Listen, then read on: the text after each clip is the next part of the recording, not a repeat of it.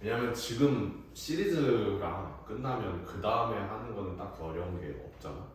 그 다음에 뭐 나오지? 그 폴라 코드에 나오고 그 다음에 벡터 갖고 막 장난치는 거 그런 거 나오니까 뭐 그거보다야 지금 하는 이 파워 시리즈 이런 게 제일 훨씬 더 어려울 테니까 당연히.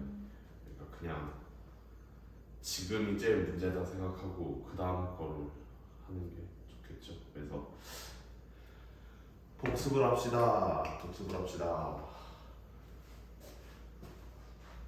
뭐 복습도 복습이고 이거는 요 그 시리즈 부분은 사실 계속 누적적으로 여러 번 이 생각을 해줘야지 그래야지 뭘 딱 봤을 때 뭘 쓸지가 생각이 나니까.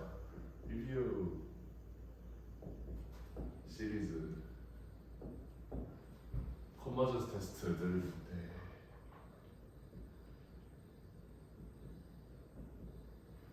제일 먼저 한 게 인테그럴 테스트죠.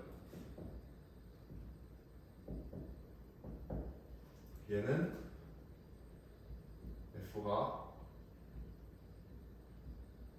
decreasing,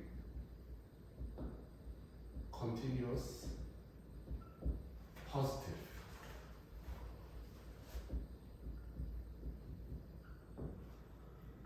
뭐 리미트는 없어야겠다. 이럴 때 뭐였냐면 인테그럴의 fx dx가 컨버전트하다는 거랑 여기에 n 집어넣었을 때 이 시리즈가 컨버전한다는 거랑 동치.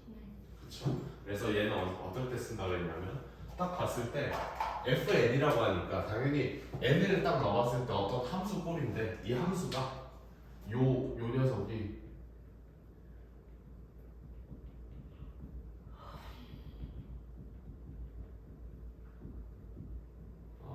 적분할 수 있을 것 같으면 하면은 이걸 쓰면 되고, 이건 수렴 발산에 관계없이 얘가 수렴하면 얘가 수렴하는 거고 얘가 발산하면 얘가 발산하고 이런 식이니까 수렴 발산에 관계없이 적분할 수 있으면 무조건 해보면 되는 거고. 그래서 예로부터 하나 딱 우리가 기억해놔야 될 게 뭐였냐면 important result 이거 뭐였냐면 요렇게 생긴 n p 분의 1이 converges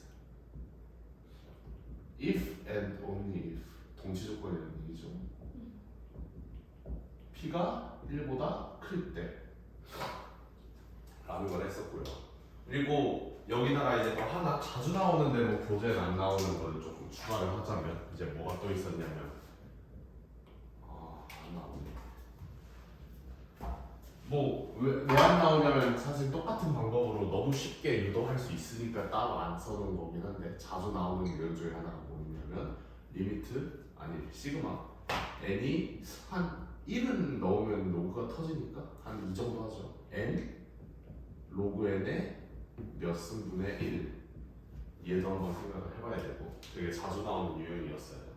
그리고 정말 더 심하게 가면 시간 접근 2번 하라고 로그 속에 로그 한 번 더 넣을 수도 있다 그랬고 그건 좀 그렇지 않겠지만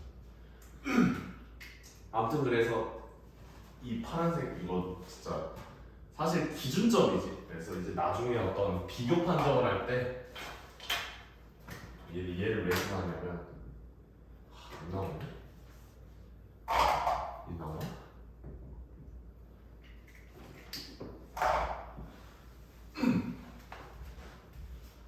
얘가 왜 중요하냐면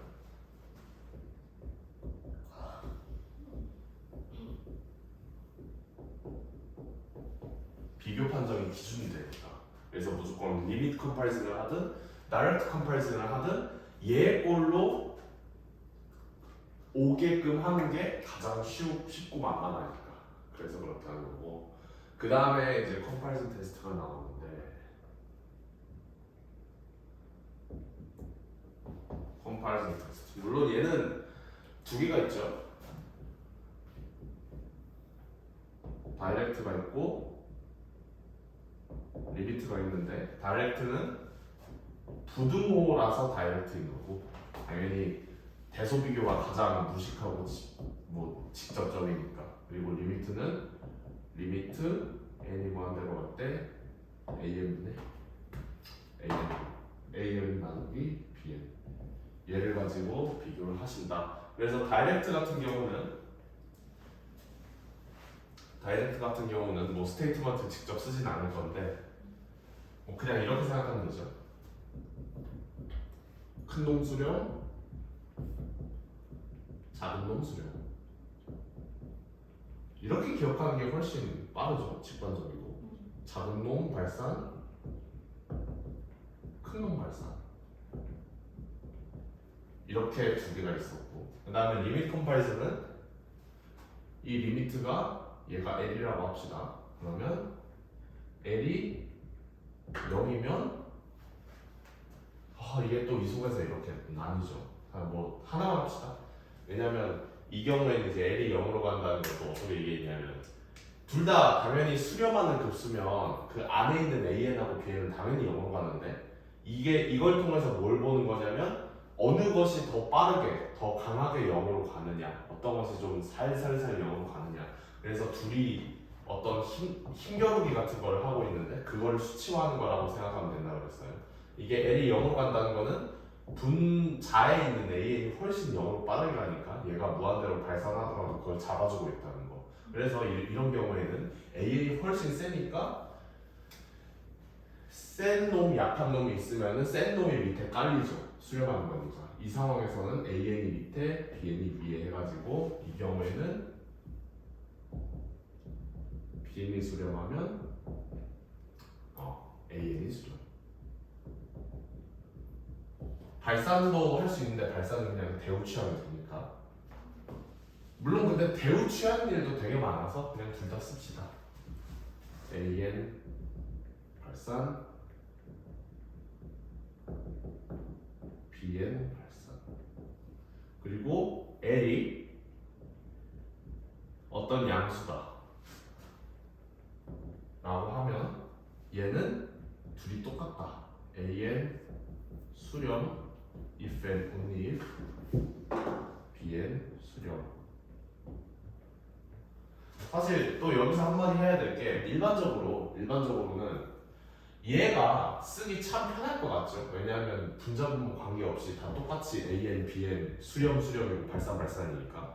근데 얘 함정은 뭐냐면 함정이라기보다 이제 당연히 시험 문제 내는 사람들도 똑같이 공부해본 사람이고 나도 이제 모의고사 낼 때도 똑같은 생각을 하는데 이렇게 극한값이 딱 떨어지는데 둘이 비교를 해야 되잖아. 내가 한 번 말했지? 아는 놈, 궁금한 놈 이런 거라고. 아는 놈은 또 얘라 그랬잖아 보통. 근데 그런 경우에 별일 없으면 만약에 우리가 그냥 다항식 같은 걸로 딱 떨어지게 나오면은 이거 바로 쓰면 되지. 같은 그 차수의 그 다항식으로 서로 집어 넣어놓고 하면 되니까.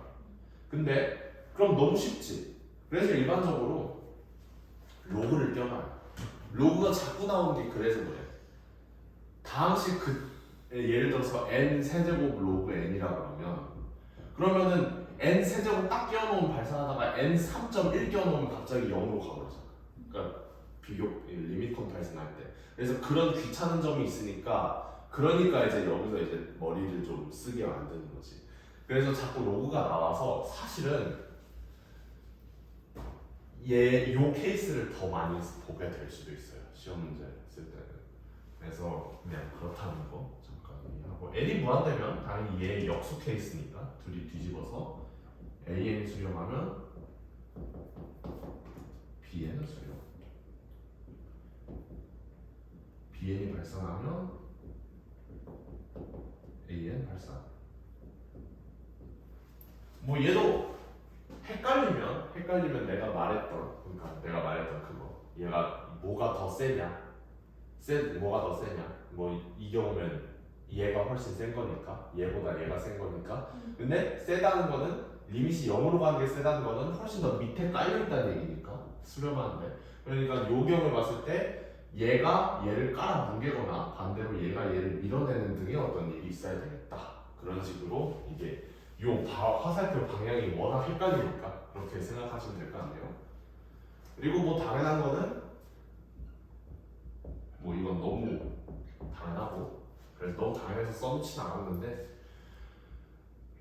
가끔 가다가 그냥 적용할 수도 있어요. 이 안에 있는 게 음수인지 양수인지 생각을 안 하고, 물론 그런 경우는 잘 없지만. 그 다음에 뭐냐면 인테그럴 컴퍼리즌 테스트 했으면 그 다음에 이제 루트하고 레이시오죠.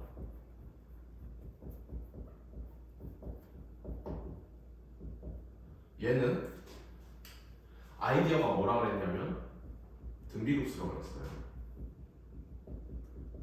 그래서 어떤 말하자면, 그러니까 이런 식으로, 그러니까 좀 어려운 단어 써서 얘기하면 그 레이쇼 테스트나 루트 테스트에서 구하는 극한이 있잖아. 리미트 an의 n제곱근 혹은 an 플러스 1 나누기 an, 그거의 극한값을 찾아본다는 거는 뭐냐면, 어떤 이렇게 말하면 알아들을지 모르겠는데, 그러니까 이 두 개의 극한이 n이 무한대로 갈 때 루트 an하고 리미트 n이 무한대로 갈 때 an 플러스 1 나누기 an의 절대값, 얘가 말하자면 asymptotic 공비 라고 생각하면 되죠. 뭐 말인지 알지?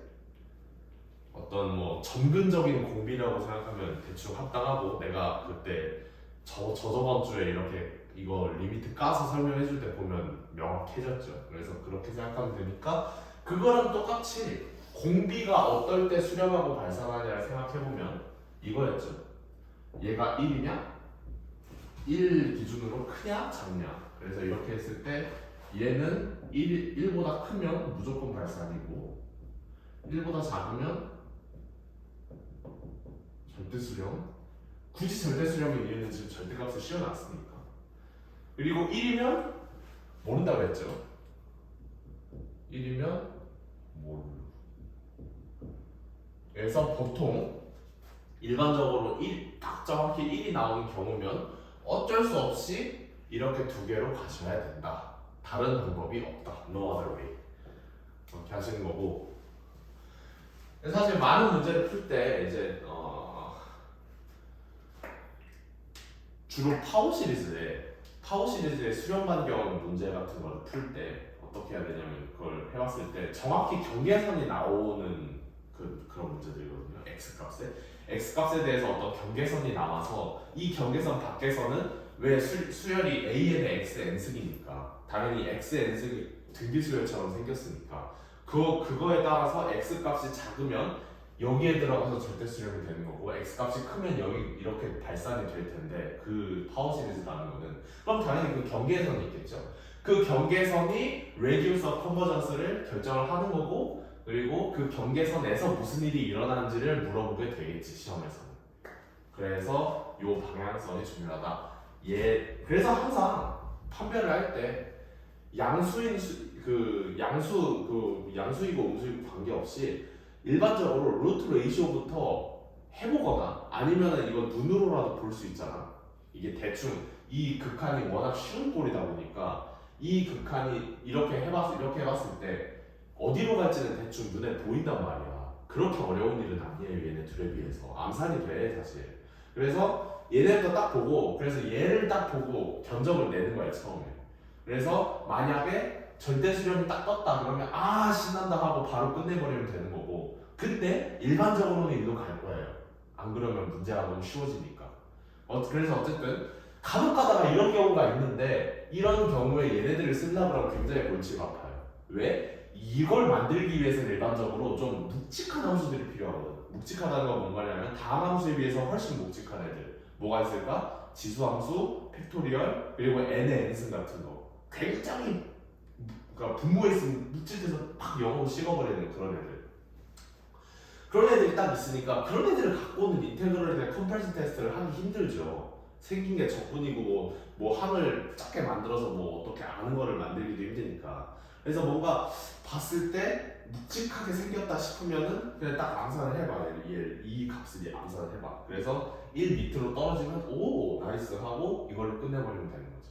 근데 일반적으로는 얘로 갈 거다. 그리고 얘로 갔을 때는 당황하지 말고 열심히 부등식을 만져서 아는 거를 만들어내야 되는데, 그건 좀 연습을 해야 되죠. 일반적인 방법으로는 잘 없어요. 그렇다. 그리고 마지막이 AST Alternating Series Test. 얘는 Alternating Series 그러니까 교대급수인데 교대급수 때는 항상 시리즈가 이렇게 나오죠. n이 1에서 무한대까지 마이너스 1에 n-1이어도 상관없고 n이어도 상관없고 뭐 그냥 교대만 하면 된다. un 이렇게 표기가 됐을 때 un이 양수이고 감소하고 0으로 수렴할 때 그러면 무조건 수렴하신다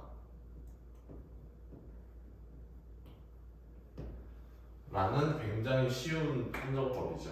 굉장히 쉬운 판정법이고 그냥 이것만큼 쉬운 게 없죠. 그래서 보통 얘 자체는 이렇게 돼 있으면 당연히 얘는 양수인 그 급수가 아니잖아. 그러니까 얘가 수렴한다고 해서 얘 절대값을 씌웠을 때 그러니까 얘가 없어지고 un만 나왔을 때 걔의 섭이 수렴한다는 보장은 없죠. 그래서 만약에 그래서 이거는 이제 얘만 된다 그러면 요것만 수렴하고 얘 절대값을 씌웠을 때 걔가 발생한다면 우리가 조건부 수렴하는 거잖아. 컨디셔널리 컨버전스라고 하잖아. 그러니까 걔인지 아니면은 절대 수렴이 맞는지 판정하기 위해서 또 결국에는 우리가 얘를 덮어놓고 시그마 un을 또 봐야 되는 거잖아. 그럼 걔는 뭐 해야 돼? 또 얘네들 가야죠. 그렇죠. 그래서 얘에서도 얘를 쓰더라도 만약에 이제 그 다음 질문이 Q 절대 수렴 이라고 붙었으면 또 이렇게 가셔야 된다. 그래서 얘네 위에 두 개가 사실 제일 골치 아프지만 귀찮더라도 결국에는 얘네들도 도착을 할 수밖에 없는 그런 구조로 항상 문제가 나오게 돼 있어요. 이만큼이 이제 컨버전스 테스트고 그 다음에는 또 이제 여기서 이제 엮여서 뭐가 나오냐면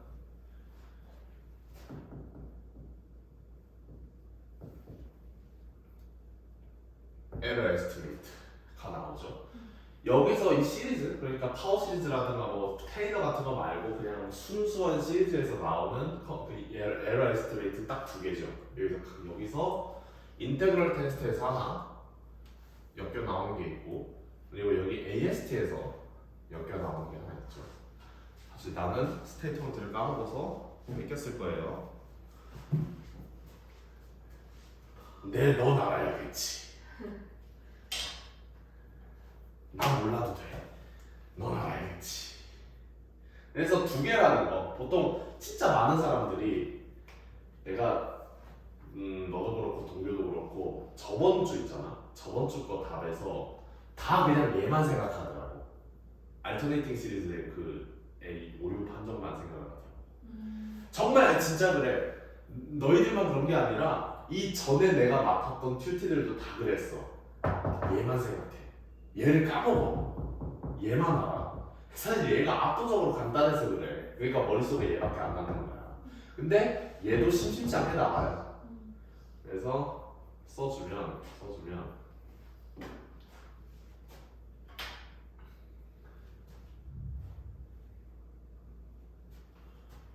인테그럴 n 플러스 1에서 무한대까지 fx dx 당연히 얘 조건을 만족하는 거야 되겠지. 오차 판정을 하려면 오차를 근사하려면 당연히 일단 수렴은 해야지 뭐 오차가 나오고 말고 하는 거니까 얘는 성립한다 보자 합시다. 그러면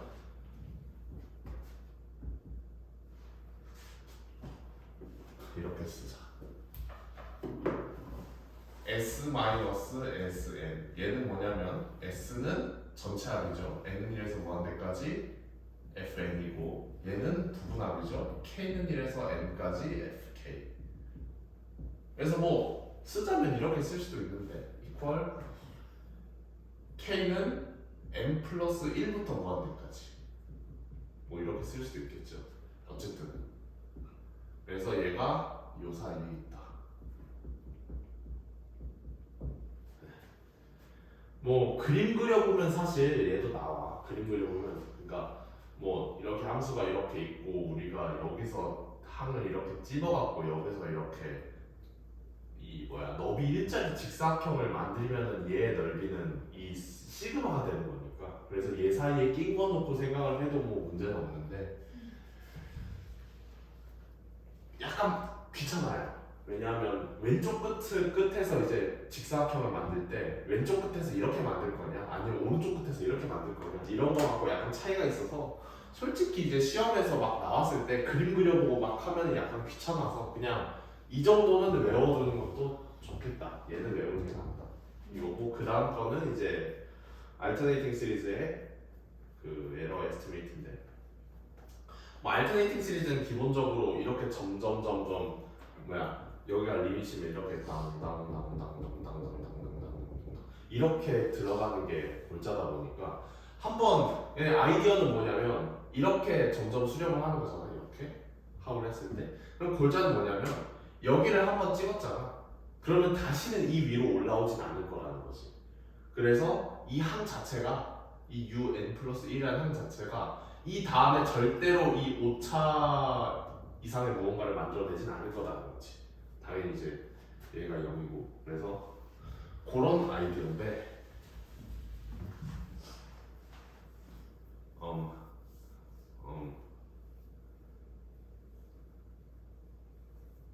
음, 그래. 이게 얘는 어떠했을까?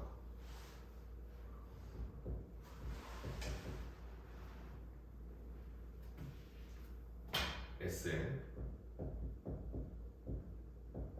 K는 1에서 N까지 마이너스 1에서 K, UK 얘하고 V 오차 이퀄이 아니지 V 근사 오차 부등호 다다 이거죠. 이제 그 다음에 또 뭐라고 쭉쭉쭉 있는데 걔는 사실 부호에 관한 얘기거든. 그러니까 뭐 이제 부호에 관한 얘기고 뭐 그래서 뭐 오차가 양수고 음수고 혹은 뭐 그런 얘기인데 사실 그거는 그림 그려보면 알거든. 그래서 그냥 그림으로 부호 같은 걸 그림으로 판단하는 게 좋고 일단 보통 나오는 거는 그 과제에도 있던 형태로 그러니까 이만큼의 오차를 우리가 얻고 싶으면 최소 몇 개 항이 필요하냐라는 식으로 나오니까 그래서 요게 그러니까 이 오차가 지금 여기 있으니까 오차에 주어진 양 뭐 예를 들어서 0.01을 집어넣고 n을 좀 넣으면서 언제부터 얘가 이렇게 되느냐 그러니까 언제부터 반대인가? 그러니까 아니지 이쪽이 아니지 근사 오차가 0.01이 돼야 되니까 이거죠. 그래서 언제부터 이게 되느냐를 찾아보면 되는 거죠. 그렇죠. 예를 들면 그렇게 하면 되는 거고 그냥 아이디어는 그래서 다시 그리면 이거였다. 그래서 얘가 만약에 실제 썸이라고 했을 때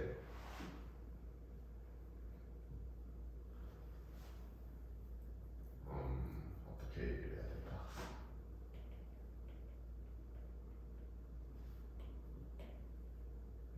이런 식으로 수렴을 한다. 수렴의 형태가 이런 식이니까 부호도 이렇게 한번 해보면 주어진 수열에 따라서 첫째 항이 양수일 수도 있고 음수일 수도 있고 근데 어쨌든 간에 이런 식으로 이제 항들이 모양을 나타내는 거니까 그래서 직접 이제 그림을 그려보시면 부호는 쉽게 알 거고 그래서 이만큼이 지난주에 했던 거고 됐죠?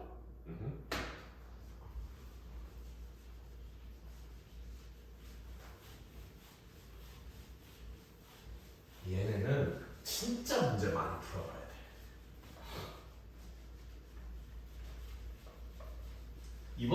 이번 주가 12주차잖아 학기.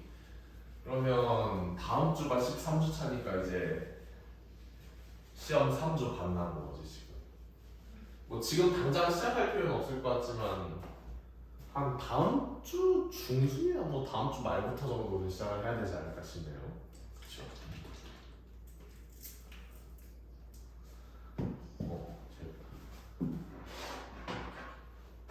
오늘도 한 1시간 반 정도만 합시다.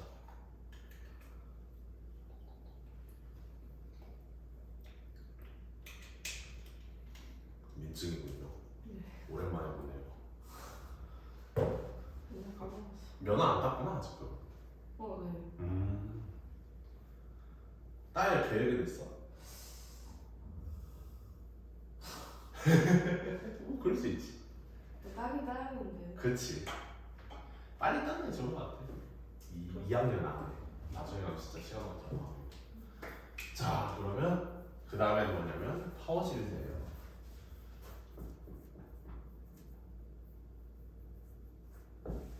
기존에 봤던 시리즈하고 가장 큰 차이점이 뭐냐면 그냥 시리즈는 합을 착 해놓으면 그냥 수 하나 따르면 나오는 거잖아.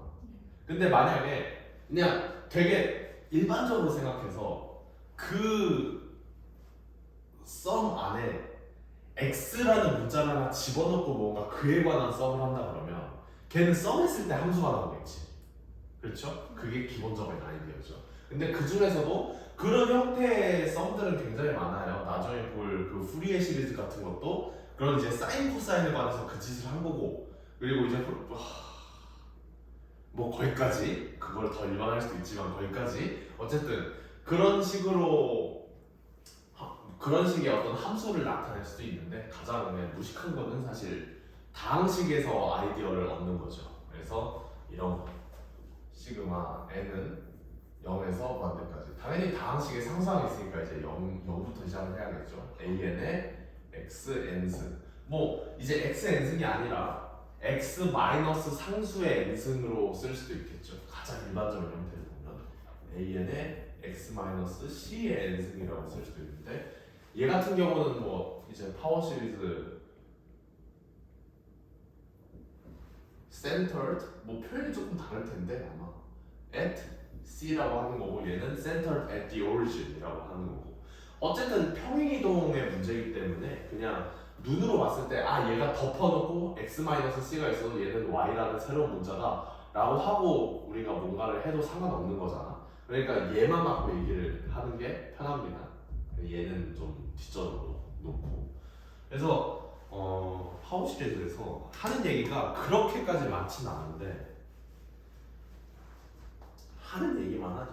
뭐 예를 들면 뭐 어디서 수렴을 하냐, 수렴을 한다면 뭐 절대 수렴하냐, 뭐 이런 걸 얘기를 하겠지. 근데 이제 이런 되게 특수한 꼴이기 때문에 그 어떤 수렴 발산의 문제에 대해서도 되게 특수한 일들이, 특수한 형태가 이제 보이게 되는 거죠. 그래서 쭉쭉쭉 예시가 나오지만 전부 다 건너뛰고 에센셜한 것만 보면 에센셜한 것만 보면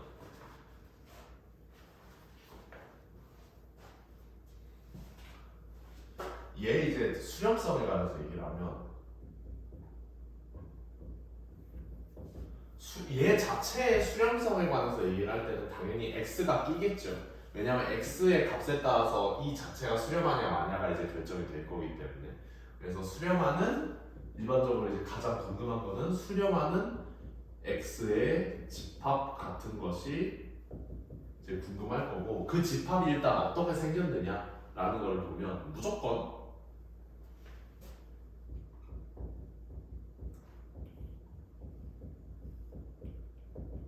구간으로 나올 수밖에 없다라는 게 알려져 있죠. 그러니까 뭔 말이냐면 이거 원점을 포함하는 구간.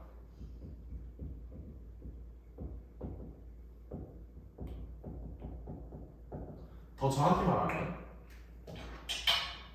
뭐 여러 가지 이제 가능성이 있을 수 있는데 운이 안 좋으면 원점에서만 수렴하고 뭐 당연히 이렇게 생긴 게 원점에서 수렴하지 않을 이유는 없잖아요. x는 0을 넣으면 a0 플러스 0 플러스 0 플러스 0이니까 당연히 상수니까 수렴할 수밖에 없고 그러니까 어쨌든 최소한 0에서 수렴하는데 그 다음에 이제 뭔 일이 일어나냐라고 물어보면 운이 안 좋으면 원점에서만 수렴하고 원점 밖에서는 전혀 수렴하지 않을 수가 있죠. 그리고 조금 이제 운이 더 좋으면 그보다는 조금 더 큰 어떤 유한한 구간에서 이제 수렴을 할 텐데 전부 다 이 다음의 경우들이 전부 다 가능하죠.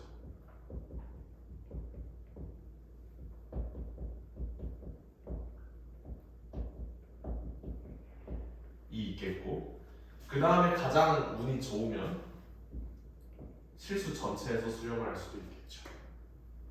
어쨌든 간에 전부 다 넓게 보면 구간이니까 원점을 포함한 구간이라고 한 거고 특징적으로는 좌우의 길이가 똑같다. 원점으로부터 무조건 똑같을 수밖에 없어요. 이거는 똑같을 수밖에 없고 근데 항상 말했지만 내가 수학에서는 끝점에서 바운더리에서 뭔 일이 생기는지가 문제다라고 했죠. 여기서도 마찬가지로 끝점에서 뭔 일이 생길지는 시리즈 바이 시리즈 그래서 어떻게 주냐에 따라서 굉장히 많이 달라요.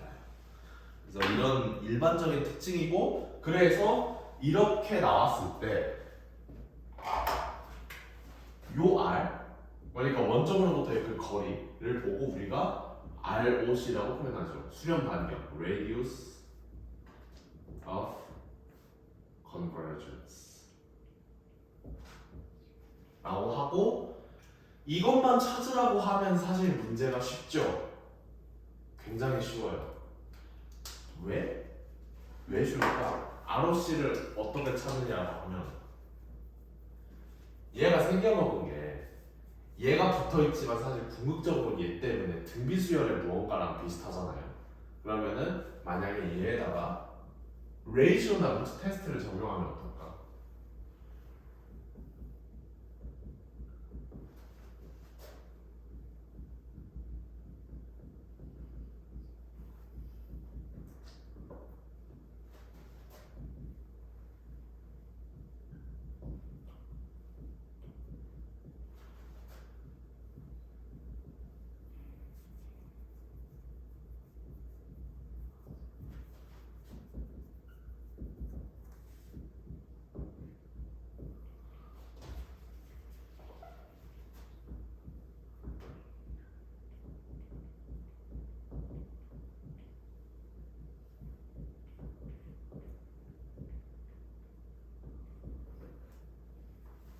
그쵸?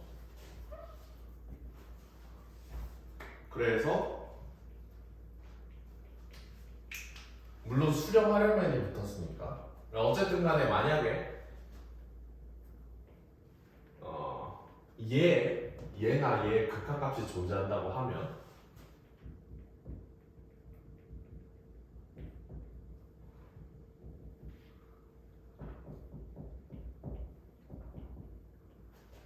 x의 범위가 적어도 얘를 이제 로라고 합시다.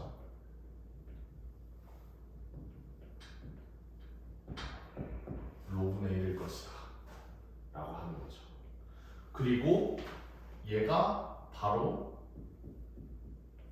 ROC가 되는 걸 알 수 있죠. 왜냐하면 정확히 경계선이 이제 나오게 되는데 얘를 뒤집어서 발산하려면 1보다 커지는 거고 그러면 얘가 또 정확히 이 부동호가 그대로 뒤집어지는 거니까 여기서 경계선이 생길 수밖에 없는 거야. 만약에 이 로가 0이면 로분의 1은 무한대라고 생각하는 거예요. 로가 0이면 얘는 무조건 성립하니까 무한대라고 생각을 해서 ROC가 무한대가 되는 거고 로가 유한하면 그냥 로분의 1 쓰면 되는 거고 로가 무한대면 무한대분의 1은 0이니까 이런 경우에는 ROC가 0이다 라고 그냥 바로 써버리면 되는 거예요. 그렇게 구하는데 항상 얘기했지만 여기서도 equal 1일 때 모른다 그랬지. equal 1일 때가 무슨 상황이야 여기서? 여기 정확히 마이너스 R이나 R일 때 그렇죠. 그래서 그 경우에는 또 일단 얘는 이렇게 구한다. 그리고 요 바운더리에서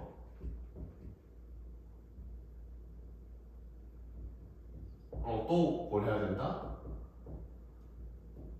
인테그럴 테스트나 컴파리즌을 또 해주셔야 된다. 결국에는. 그래서 또 귀찮게 해주셔야 된다. 그건 그 진짜로 수열이 아니 그 이 시리즈를 어떻게 주느냐에 따라서 수렴할지 발산할지가 진짜 다 달라져가지고 그건 다 일일이 직접 해보셔야 돼요. 그건 좀 귀찮으시더라도 해야 되고 일단 기본 개념은 이만큼 있고 맞아. 그리고 또 한 가지 요 경계선에서는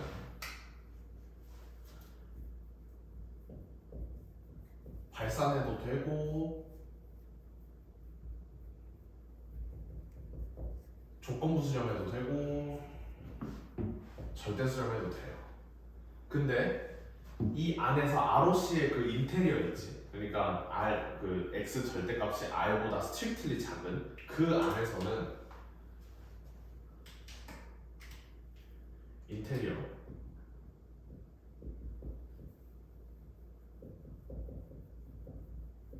에서는 무조건 절대 수렴. 왜? 이 때문에. 얘가 수렴한다고 하는 건 절대 수렴의 얘기였으니까.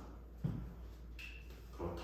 그래서 끝에서 뭔 일이 일어날지 그리고 그 끝이 어딘지를 보는 게 파워 시리즈 유형 문제에서 가장 많이 물어보게 될 것이다. 그게 실제로 그러니까 이게 뒤에서 이제 테일러 시리즈라고 하는 거에서는 어떤 주어진 함수를 줬겠지만 이거랑 약간 별개로 그게 어떤 우리가 알고 있는 뭐 사인이나 코사인이라든가 뭐 다항함수라든가 뭐 지수함수라든가 그런 거랑 관계가 있을지 없을지는 잘 모르겠지만 어쨌든 함수는 함수고 그걸 그러니까 그게 어떻게 표현되냐는 난 관심이 없고 얘를 줬을 때 어디가 이 수렴성의 끝점이고 이 끝점에서 뭔 일이 발생하느냐 이것만 궁금한 거죠. 그러니까 그냥 어떤 함수다라고 생각하지 않고 그냥 시리즈 문제다라고 생각을 하고 접근하는 게 가장 좋죠. 얘네들 같은 경우는. 그렇다. 그래서 뭐 여러 가지 이제 얘기가 있는데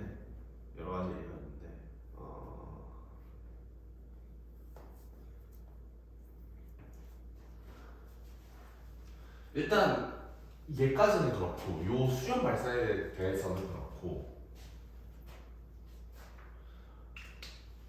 얘를 이제 수렴 발산이 어떻게 되는지를 잘 안다고 했을 때 그 다음으로 궁금한 거는 결국에는 함수니까 함수에 관해서는 뭘 할 수 있냐면 함수끼리 덧셈, 뺄셈, 곱셈 할 수 있고 나눗셈 좀 귀찮으니까 하지 말고 덧셈, 뺄셈, 곱셈 할 수 있지. 그리고 심지어 얘는 함수고 우리는 미적분이니까 뭘 할 수 있어요? 미분적분을 할 수 있어야 되겠지.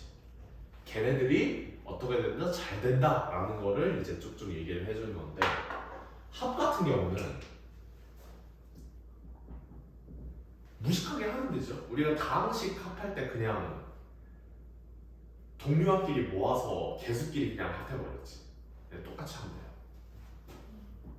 그래서 ANXN 플러스 BNXN은 시그마 AM 플러스 BN의 XN인데 이때 주의해야 될 건 뭐냐면 ROC가 변할 수도 있어요. 이렇게 쓰는 건 뭔 말이냐면 적어도 ROC가 얘네들이 이게 아니구나. 미니다.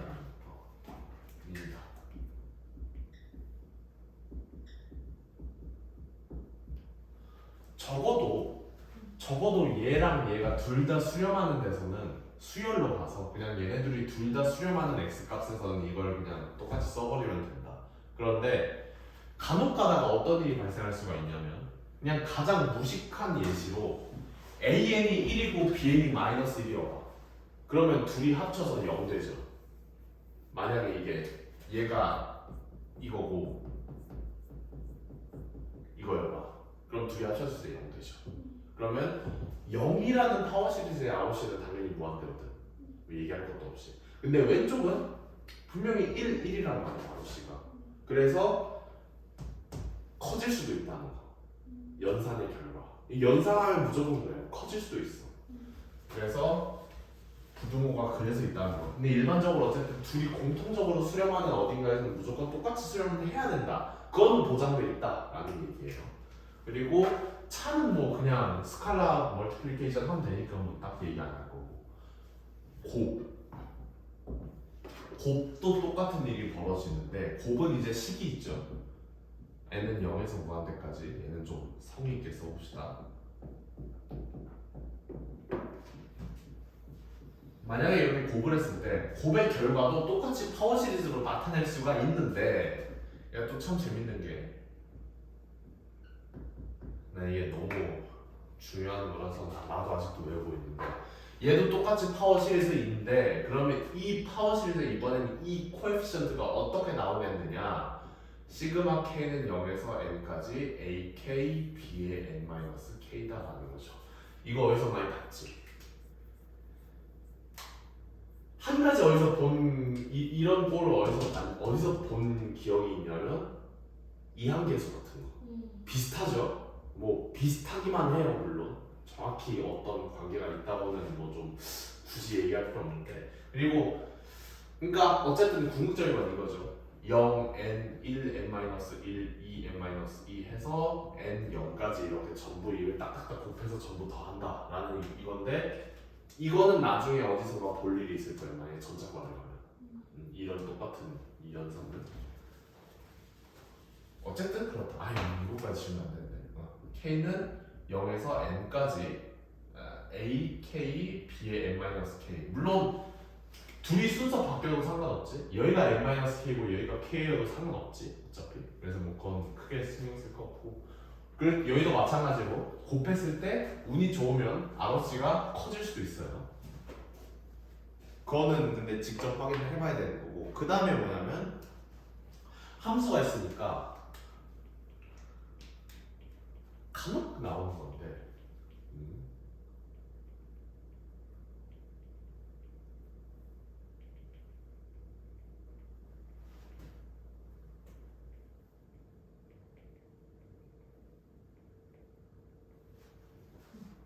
간혹 나오는데 합성은 사실 얘기하기 힘들죠. 왜냐하면 파워 시리즈를 또 합성한다는 이제 말이 나오면 사실 그건 좀 이제 표현하기도 힘들어서 어디까지만 얘기를 하냐면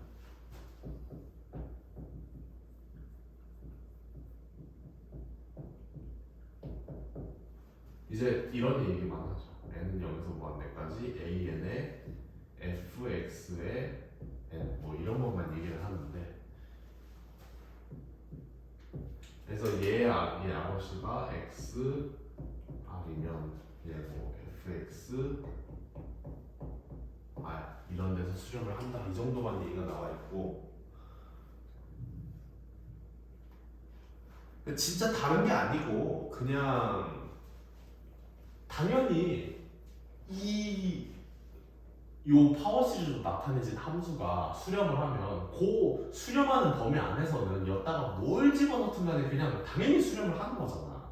그러니까 그게 문제가 없다라고 하는 거라서 어떤 뭐 수학적인 영향가는 딱히 없어요. 그냥 당연하게 그냥 뭘 집어넣는 거라고만 생각을 하면 되고 그 다음에 따라 나오는 게 뭐냐면 그 다음에는 미적분.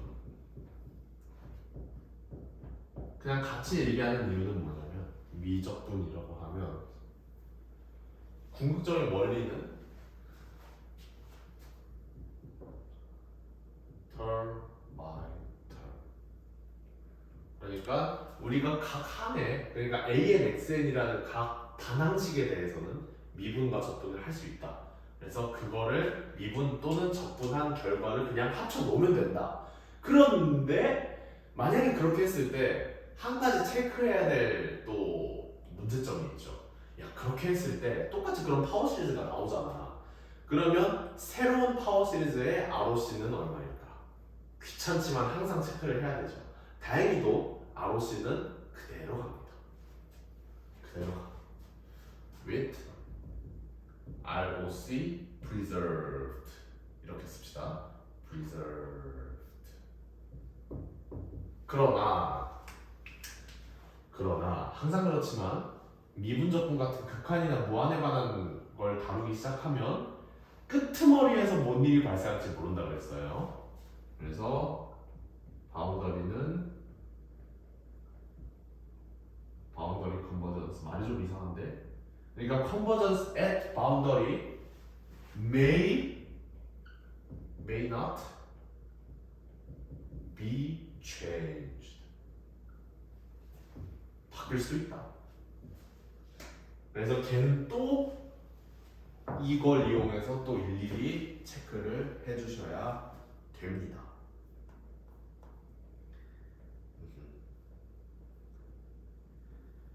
됐다. 파워 시리즈에 관한 얘기는 이만큼이 끝이에요. 끝이고 한 가지 뭐가 있을까?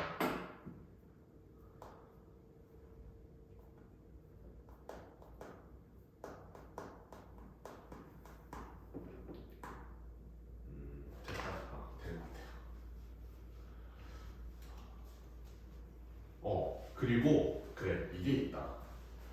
파워 시리즈에서 이게 요런 판정법들 있잖아.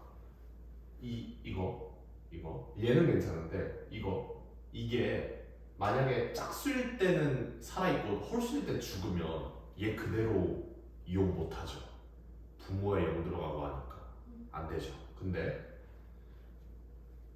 그럴 때는 물론 이제 0이 막 귀찮게 나오면 당연히 그런 일은 있지도 않겠지만 만약에 짝수만 살아있고 홀수 때 죽고 그런 경우가 있을 수 있잖아요. 그러면 그 수열은 그 시리즈는 어떻게 써져? 시그마 n이 0이 n은 0에서 무한대로 갈 때 a n에 x 2n처럼 써지면 되겠지. 그쵸? 사실상 그럼 똑같은 거잖아. 죽었다 살았다 하는 거야. 그냥 3회만 써두는 거야. 그랬을 때는 얘를 쓰는 겁니다. 내가 얘가 왜 얘를 줬나 생각을 해봤는데 이래서 준 것 같아. 이런 경우.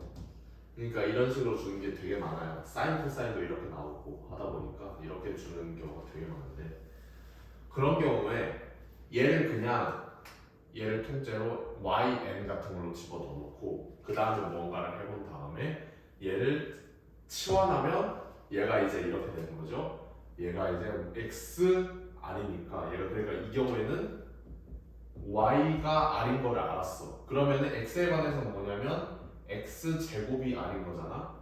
그래서 이렇게 ROC를 찾아라 라는 식으로 쓰라고 이걸 준 것 같아요.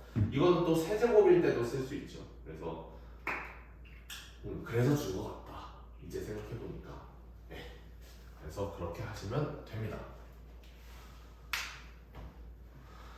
쉽시다. 그러면 다시 식을 봅시다. 네.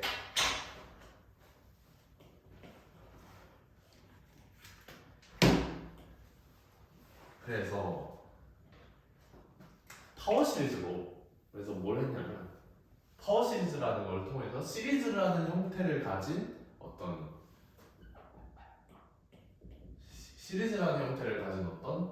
함수를 쓸 수 있겠구나 라고 하는 걸 파워 시리즈를 통해 봤으면 그럼 그 다음에 할 거는 그렇지 않은 일반적인 함수를 줬을 때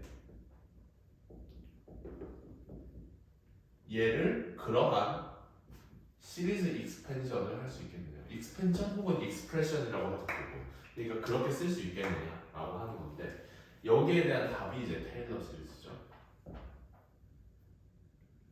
사실 이거는 뭐 어떤 아이디어가 뭐냐면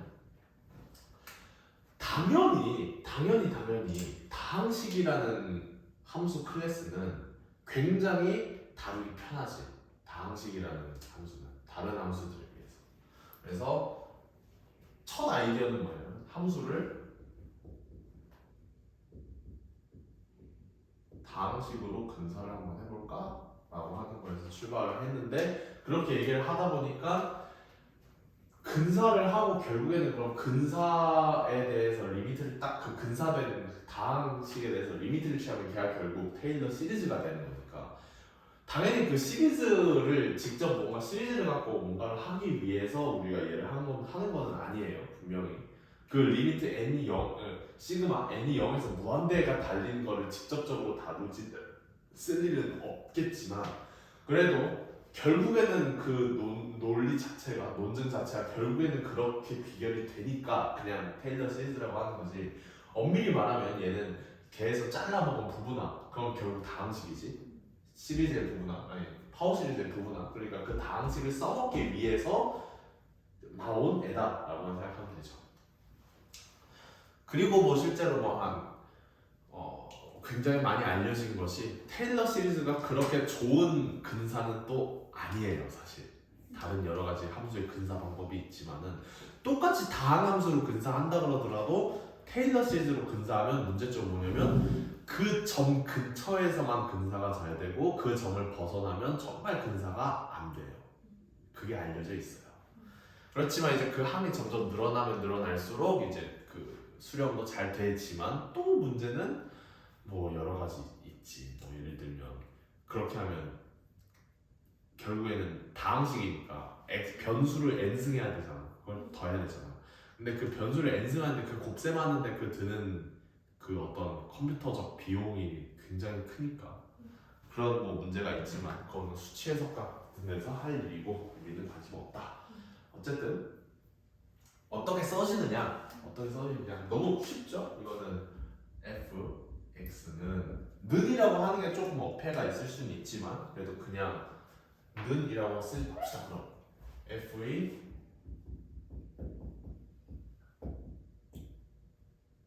테일러 시리즈는 시그마 k는 0에서 무한대까지 k 팩의 f의 k번 디리버티브의 c의 x-c의 k승입니다. 라는 거죠. 너무 쉽죠? 왜? 네, 쉽죠? 쉬워.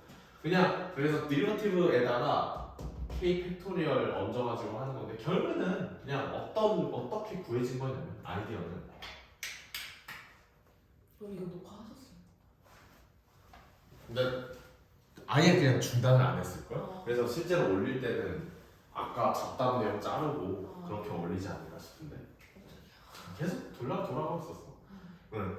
그래서 아이디어는 뭐냐면 x는 c에서의 도함수 고비의 도함수 일치 라고 하는 건데 뭐 미분해보면 알겠지만 미분하고 C 넣고 해보면 알겠지만 이 K팩이 이게 여기서 하나씩 내려오니까 털리거든요 결국에는. 그래서 미분해봤을 때 얘하고 이제 디리버티브가 똑같아져요. 그래서 그런 디리버티브에 관한 그러니까 그 점에서의 어떤 함수의 변화에 관한 그 변화의 정보를 이제 도함수의 그 미분하는 횟수가 높아지면 높아질수록 많은 정보를 담아내는 거잖아. 뭐 처음 미분하면 그 기울기, 그 다음 미분하면 그 기울기의 변화, 그러니까 이 컴플렉시티 등등등 그렇게 점점점 많은 정보를 이제 담아내기 시작하는데 그 점에서의 어떤 그 변화에 관한 정보를 정확히 담아내는 거기 때문에 궁극적으로 뭐냐면 그 점에서 함수가 변화하는 정보를 얼마만큼 담아낼 것인가라는 거예요. 뭐 이거는 직관적인 설명이라서 좀 안 와닿는 게 맞아요. 변화에 관한 정보. 그래서 그거를 얼마만큼 담아낼 것이냐 이거고 이게 시리즈라는 거는 그렇고 이제 여기서 잘라내죠. 근데 테일러 시리즈라는 게 그러면은 함수가 저걸로 근사된다는 거예요? 아니 그거 몰라. 안 되는 그냥 경우가 있어. 테일러 시리즈가 저거다. 그냥 얘 테일러 시리즈 다라고 하면 얘고 이제 그 다음에 이제 볼 게 얘가 그래서 얘랑 이거지. 그래서 그렇지. 이게 궁금한 거지. 네. 그렇지. 그래서 어쨌든 얘를 자체로 쓰진 않는다 그랬고 얘를 잘라먹은 테일러 폴리노미알을 쓰기 위해서 얘가 있는 거다. 그래서 얘가 n차라고는 안 하고 n 번째 테일러 폴리노미알이라고 해요. 왜 그러냐면 n차라고 하려면 다항식이 n차라는 거는 최고차항이 0이 아니어야 되잖아. 근데 정말 많은 경우에 자주 최고차항이 0이 돼버리는 경우가 있으니까. 그치? 예를 들어서 그냥 쉽게 생각해서 상수 1의 테일러 폴리노미알은 세 번째 테일러 폴리노미알에서 1이죠. 근데 걔는 다항식으로서는 3차는 아니니까. 그래서 엄밀히 말해서 몇 차 테일러라고 얘기를 하면 약간 수학적으로 문제는 있어요. 근데 그냥 귀찮으니까 다들 그렇게 얘기하는 거야. 사실 그렇게 얘기하는 말 상관없어. 누가 못 알아들어. 바보가 아니고서야. 아니면 그래서 사실 궁금한 건 얘보다도 궁극적으로는 얘죠. 그래서 사실 똑같은 문제긴 한데 이거죠. 우리가 실생활에서 보는 거는 얘는 계산이 안 되잖아. 무한대까지니까. 얘는 계산이 되잖아. 끊겨 있으니까. 그래서 얘를 이용해서 얘를 근사할 수 있을 것인가? 혹은 뭐 얘는 이제 다른 어떤 식 조작이 간단하니까 그래서 얘를 이용하면 얘를 이 식을 잘 어떻게 써, 그러니까 얘 대리인으로 서로웨이트로 쓸 수 있겠느냐라고 하는 질문이 요 섹션에서 계속 하는 질문이죠. 그래서 그에 대한 답이 주어져 있을까? 있죠. 물론 그 전에 이제 뭐 이 뒤에 이제 뭐가 있어요. 그래서 테일러 시리즈가 이거다라고 했기 때문에 이제 뭐 몇 가지 주요한 테일러 시리즈를 막 써놔요. 뭐가 있냐면 그냥 쓸까? 쓰자. 딱 세 개만 쓰자. 얘는 그냥 외워놔야 돼. 얘는 외워야 돼. 외워. 얘는 그냥 외워. 얘네 세 개는 외우는 게 정신 공부에 좋아.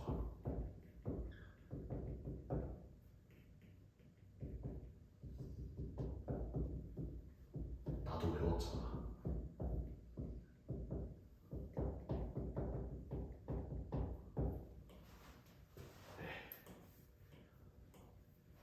그래놓고 슬쩍 훔쳐봐서 내가 제대로 썼나 확인하기. 네, 제대로 썼네. 얘네 세 개는 외워두는 게 좋아요. 네. 너무 자주 나오고 나중에 간혹가다 뭔 일이 있을 수가 있냐면 급수를 주고 이 급수가 어떤 함수를 나타내는지 도로 돌려놓으라 그래. 그러면은 우리가 아는 데서 출발을 해야 되거든. 다른 게 얘네들 그대로 낼 리는 없고 얘네들이 어떤 식 조작을 가했겠지. 덧셈 뺄셈을 하거나. 그치만 아는 폼이 우리가 머릿속에 딱 박혀 있어야 되잖아. 출발점은 분명히 얘네일 거란 말이야. 그런 문제들. 그래서 얘네 세 개 정도는 그냥 외워두고 가시는 게 좋다. 그리고 간혹 가다가 이제 뒤에서 얘기를 하겠지만 두 함수의 곱을 딱 줘놓고 두 함수의 곱의 테일러 시리즈를 구하라는 거예요. 예를 들어서 exponential ex의 sin 4x의 테일러 시리즈를 구하면 이라고 하면 얘 알잖아. x에다가 2x 집어넣으면 똑같이 테일러 시리즈 맞거든. 얘도 4x 집어넣으면 테일러 시리즈 맞거든. 둘이 곱해서 계산하면 됩니다. 그렇게 된다는 사실이 있어서 그렇게 하기 위해서라도 이렇게 주요한 함수들의 이 테일러 시리즈 익스텐션은 외워두는 게 좋죠. 그렇습니다. 그리고 그래서 이 질문에 답을 해야 되는데 얘가 얘를 잘 근사하냐라는 건데 결국에는 근사가 잘 되느냐라고 하는 거는 오차가 줄여지느냐라고 하는 질문하고 똑같은 거죠. 오차를 갖고 우리가 이 근사가 잘 되는 정도를 클래시파이를 해야 되는 거잖아. 클래시파이 수치화를 하는 거잖아. 그러니까 걔에 관한 이게 테일러 티오렘이라고 돼 있는 게 그 얘기인데 지금 얘를 쭉 보면 이제 테일러 티오렘에 얘 어떻게 쓸 수 있는데 얘를 이렇게 씁시다. 잠깐 p n의 x라고 씁시다. 그러면